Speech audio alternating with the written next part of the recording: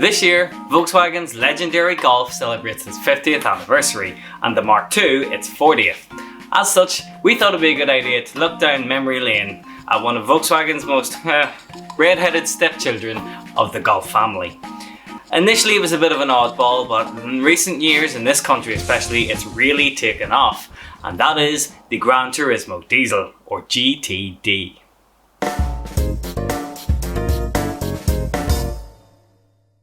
Here in Ireland, we fucking love diesel. It flows in our veins. Now, I don't know whether that's because it's one step closer to a tractor or whether there's better incentives on driving a diesel over here. I do not know. But for whatever reason, despite all of the emission scandals, diesel still reigns supreme. Cars like GTIs and Golf Rs are more of a status symbol over here. A display of wealth really in a country where people brag just as much about MPG as they do MPH. Back in the day, however, having diesel in your passenger car was actually a very novel concept.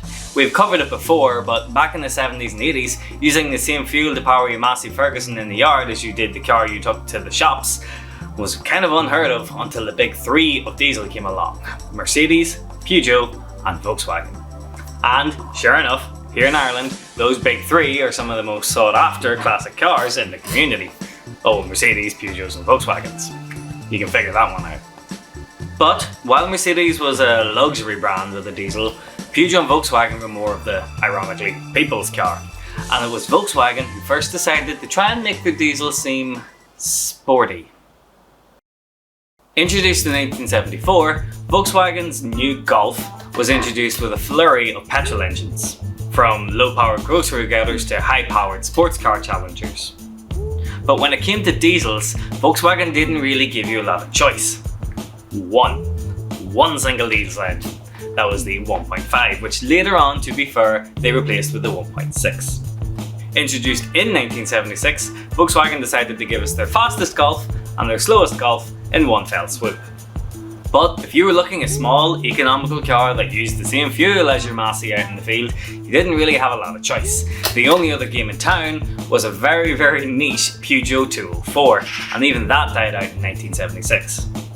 With a staggering 49 brake horsepower, later up to 53 when they went to the 1.6, pace was glacial, but economy and reliability were staggering. Volkswagen, seeing the true potential of diesel in their range, and with Peugeot introducing the XUD, long considered to be one of the single greatest engines ever made, Volkswagen decided they needed a new niche. And what was that niche? A sporty diesel. By combining the very cold hatch with the relatively hot hatch, the GTD was born. Okay, to preface this, if you're over here or over there, manage your expectations. They only sold them in Europe, they only sold them for like 1 year, they were all left-hand drive, they never came over to the UK or Ireland for that matter. Forget your Mark I GTIs. If you want to get something really fucking rare, get yourself a Mark I GTD. The GTD was long considered to be the first sporty diesel. They took everything that made the GTI, minus the I, and put it into a base spec Golf. So your tartan seats, your lowered suspension, your spotlights, all came together to make the GTD. However, there was one unique component of the GTD that wouldn't come near a petrol Golf for another nearly 20 years. A turbo. That's right, I mean the 80s was the dawn of the turbo after all. Mercedes had been doing it for a while now with their turbo diesels, but Volkswagen were the first to put it into a small car.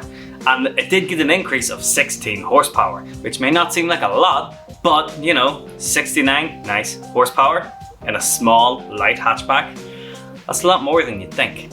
Plus, you have to remember, diesel and turbocharging was in its infancy.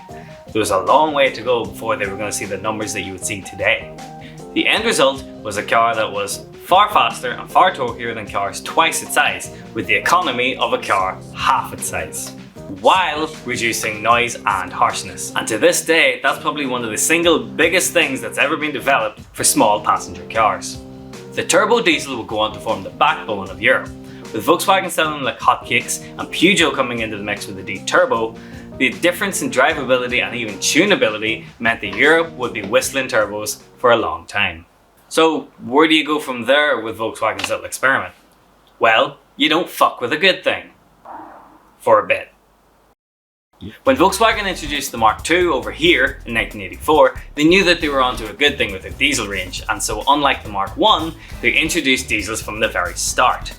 However, you didn't need a fancy GTD to get a turbo diesel now. The 1.6 TD became standard as an option across the range. The difference here though, for us, is that the GTD finally became an option as a UK model, which meant we got a right-hand drive turbo diesel over here. For the most part, the recipe remained unchanged.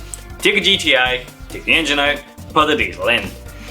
They did do a couple of little changes to the diesel to differentiate it from the standard turbo diesel. I think they played about with the pump settings and a few of the internals just to give it a little bit more oomph. But realistically, nothing was changed until 1990 when he introduced the G60 inspired intercooler setup, which today is worth a fucking fortune. But it did get an extra 10 horsepower, so it's worth it. Unfortunately though, sales really didn't take off that much in the UK or over here. It's entirely possible that the agricultural stigma that would have been applied to diesel cars just put people off the idea of a sporty one. And for a lot of people now, that stigma kinda still remains. As such, after the Mark II, the GTD was discontinued in the UK. But that didn't mean there was no sporty diesel. Enter the Mark III. Now when the Mark III came out over here in the UK and Ireland, we didn't get a GTD model, and in fact, until I did this video, I had no idea one even existed. They still did it in Europe, but not over here. And in Europe, they didn't really give it a lot of fanfare either, but then who really does give any fanfare to anything related to the Mark III, other than the VR6? But a very important revolution in diesel came along with the Mark III, the TDI. And when the Mark IV came along, there was still no GTD, but there was the GT TDI, and I can only assume there was a sale on in Halfords for grill badges or something because there was absolutely no need for it to be that long. Especially when the name GTD already exists. But the TDI was such a flagship for Volkswagen and such a revolution in diesel technology, I think they wanted to flex that a bit more. But the GT TDI had the legendary PD engine, which the things that thing did for drivability and tunability of diesel engines is really what the GTD is all about. Unfortunately, the story continues for the Mark V. It didn't get a GTD either, even though it was the revolution of the GTI and it was back and it had tartan and everybody wanted one and it was sexy and fast and well built. Still didn't give us a GTD. But all wasn't lost, because around the corner, even though it was just a substantial facelift of the Mark V, the Mark VI was coming. And with that, a legendary namesake was about to return. Right, I'm going to interrupt this piece of Volkswagen history here to do a quick bit of advertising for our 427 Motorsports shop. Yes, I know, but we aren't sponsored. Nobody wants to fucking sponsor us. I mean, we swear. Nobody likes fucking swearing these days apparently, so we have to find ways to support ourselves. So, we've got our own web store, 427motorsports.co.uk. Now, every video that we release is going to have its own themed t-shirt. The one for this one is Gran Turismo Diesel, where it's MPG plus MPH equals GTD. If you want to support us and you want to see us do more stupid adventure videos, head over to our website, buy a t-shirt, show your Volkswagen affinity, buy a tote bag so people think you do care about the environment despite what your classic car may imply. But most importantly, it's cool shit that not really many other people are going to wear, and if you're anything like us, you want Volkswagen stuff that isn't just going to Tesco's and buying a GTI, the ultimate driver's car. No, you want something that's like fucking GTD. When have you ever seen a GTD shirt? Really?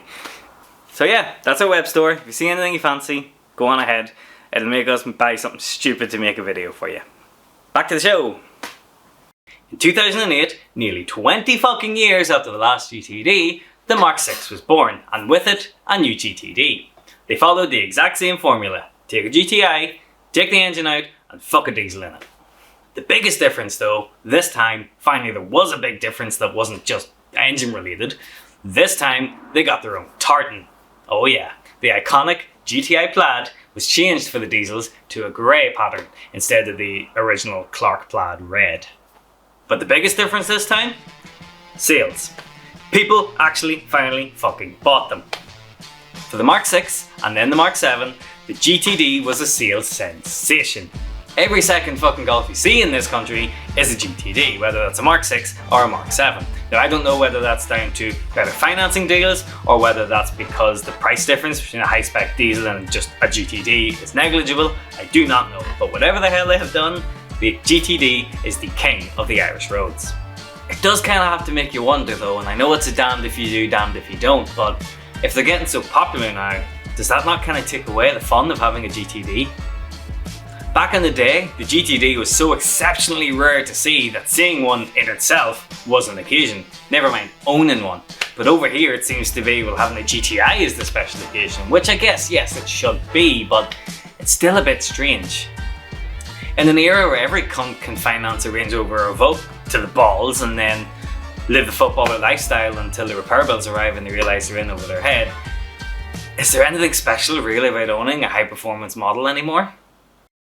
Ever since the big scandalous event that happened a while back and Volkswagen became the scapegoat for all things hating diesel, I think it's fair to say that the reign of diesels is coming to an end, and it's actually staggering that we managed to get a Mark 8 GTD. With the rise in e-Golfs and GTEs, it's likely we're going to see this whole thing repeated again with a new chapter, but just remember, nobody liked diesels when they first came out either, and look what happened there. It's incredibly likely that these already incredibly rare special diesels are about to get even more rare, so maybe we should all just enjoy them while we still can.